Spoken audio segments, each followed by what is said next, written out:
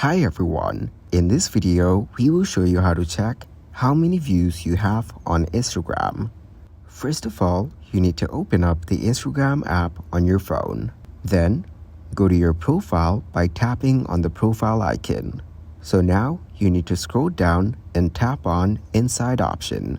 It will show you many different things like your accounts reached, accounts engagement, and total followers.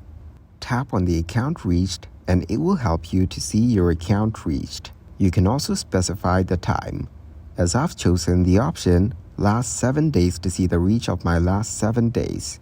Now, tap on any of your posts and you'll be able to see its insight. It's showing that my post has 0 views, 0 likes, 0 comments, 0 shares, and 0 saved. By scrolling down, you can also see further details like playtime and audience retention.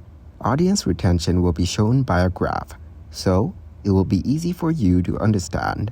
Thanks for watching, like the video, and subscribe to the channel for more content like this.